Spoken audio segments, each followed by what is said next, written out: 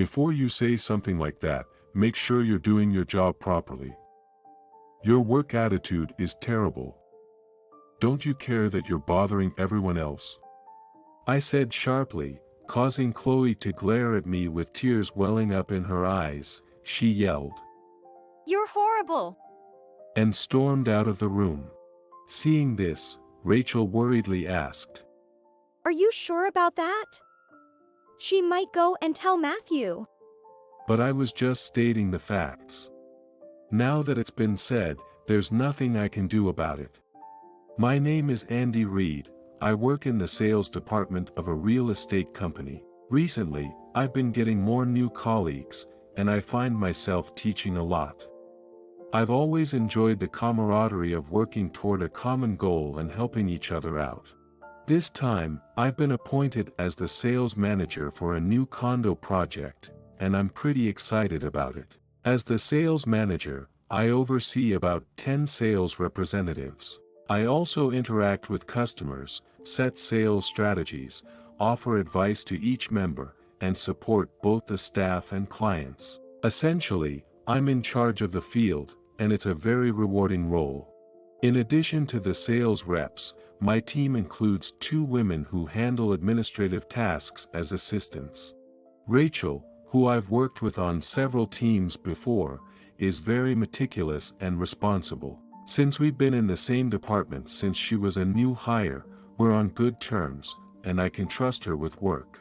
The other assistant, Chloe, recently transferred to the sales department from HR. Maybe because she's young, she has a certain charm.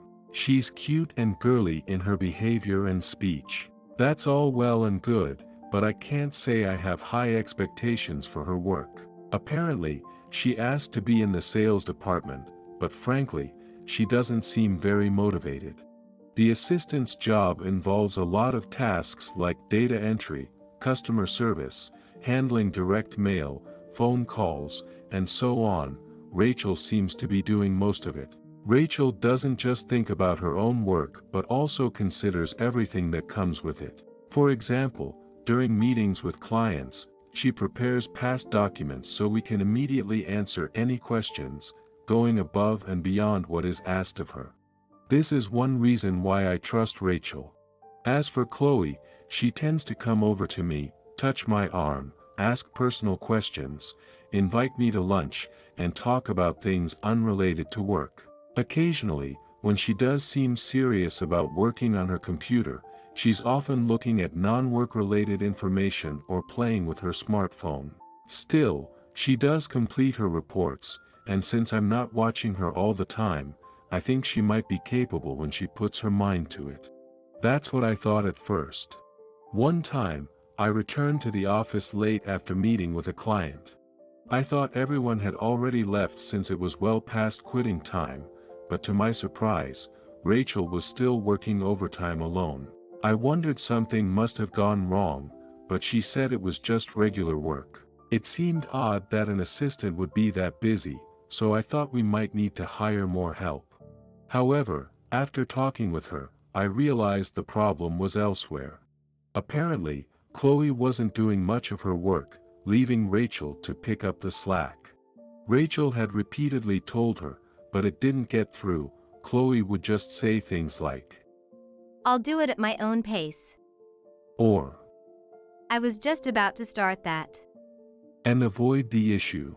Even when Rachel tried to help and teach her, Chloe showed no intention of learning. That day as well, when Rachel sat next to her to teach, Chloe got restless as it neared closing time. As soon as it was time, she said, "It's closing time, so I'm leaving." and left Rachel with the rest of the work. Rachel ended up doing it because she didn't want to inconvenience the team or clients. I felt terrible for her when I found out and decided to help her with the remaining tasks. Apparently, it's well known among the female employees that Chloe doesn't work much. Back in HR, she was known for chatting too much, doing non-work related things, and not trying to learn her job, which caused issues. When Rachel joined the team, other female colleagues said things like, "It's going to be tough for you. and Good luck." Naturally, since we work as a team, it can't be just Rachel doing all the hard work. Work is work, and Chloe needs to do her part too. With that idea, Rachel decided to give her a firm talking to the other day. Nevertheless, Matthew, one of the company executives, got involved, saying, It's wrong to blame an individual. We should work together as a team. Chloe's doing her best, and it's your job as her colleague, right? Rachel? Rachel ended up being criticized instead. From Matthew? Why is he getting involved in employee work issues? And why is he taking Chloe's side? I said aloud, voicing my immediate thoughts. Rachel looked at me in disbelief and said, Don't you know? There's a rumor that Chloe is Matthew's mistress. What? I was stunned. Upon further questioning, I learned that the rumor about Chloe and Matthew having an inappropriate relationship was an open secret within the company. Because of this, even though everyone wanted to address Chloe's work attitude, they felt they couldn't since she had Matthew's backing. Chloe knew this and took full advantage of the situation. If that were the case, why did she specifically request to join the sales department? She should have known it's the most demanding department in the company. Rachel looked surprised again. You don't get it? She's targeting you, Andy. Hold on. Targeting me? Even though she's with Matthew? She's just a mistress. Who she dates and who she wants to marry are different. She told me she wants to get married soon. Hearing this, I felt panic set in.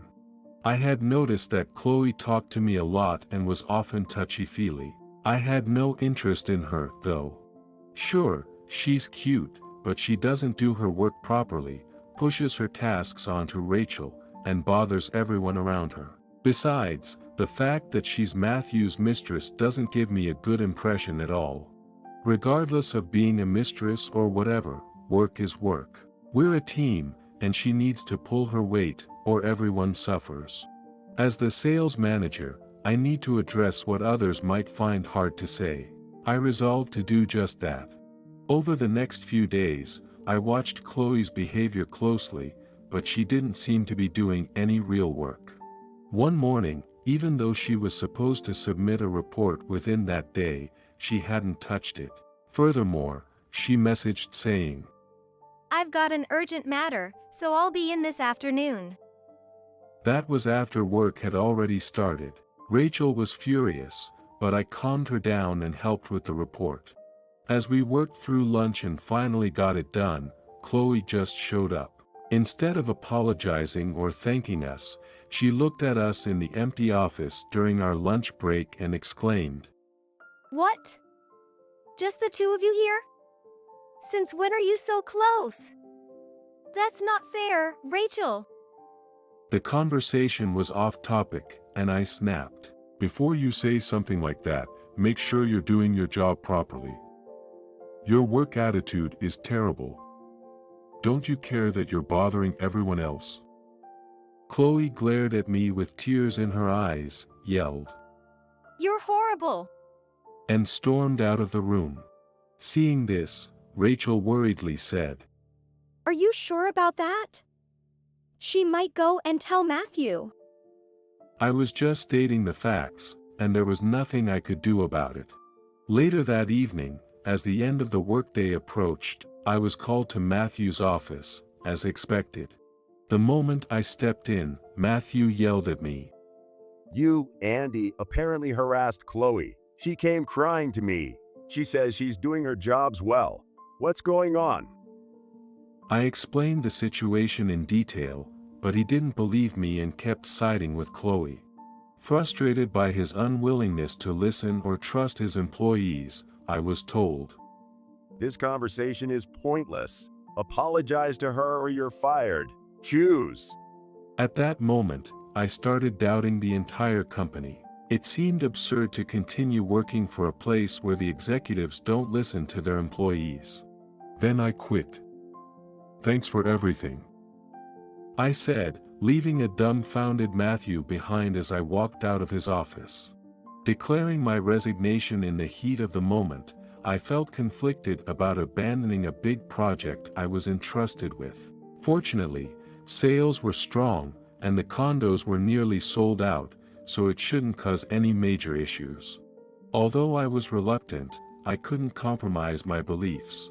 My rebellious attitude seemed to have angered Matthew, and my resignation process was quickly initiated. The members of the sales team found out, and Rachel also expressed her concern.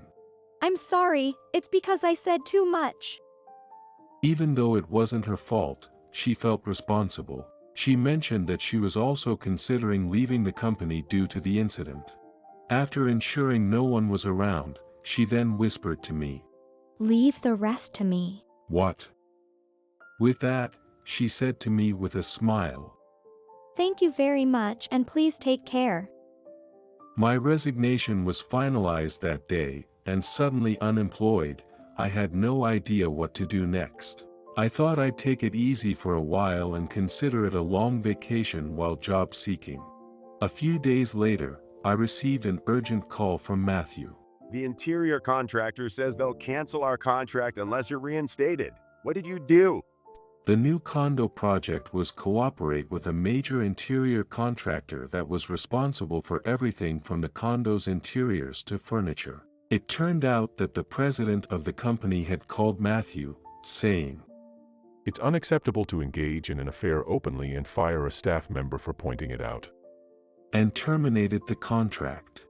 This meant not only the ongoing projects but also newly constructed buildings would need a new interior contractor. Since different contractors bring different aesthetics, customers who had already signed sales contracts might cancel due to the change. Plus, the unique furniture and interiors that the contractor provided couldn't be used anymore. Matthew accused me of leaking internal information to the contractor, though I had told no one outside the company about what happened. Ignoring my protest, he insisted. Whatever, I'm going to the contractor now. You come and explain that there was no affair and that your resignation was voluntary. And hung up. I didn't even understand how it came to this. Though I was confused, I rushed to the contractor's headquarters. Meeting Matthew at the entrance, we introduced ourselves at the reception and were immediately shown to the president's office.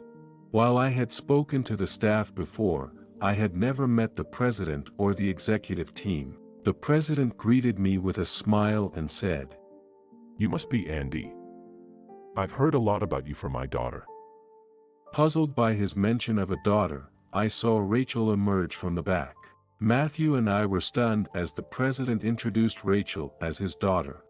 As a matter of fact, Rachel's family business is this major interior company. Since her brother was set to take over, she chose to work externally. Perhaps due to the influence of her family business, she wanted to work in the housing industry, so she chose to work at the real estate company where we currently work. She wanted to avoid mixing personal and professional matters and didn't want to be seen as relying on her father's influence. Therefore, she had asked her father to keep her identity a secret from her colleagues. While she enjoyed her work, she found it increasingly unreasonable to cover for Chloe's workload.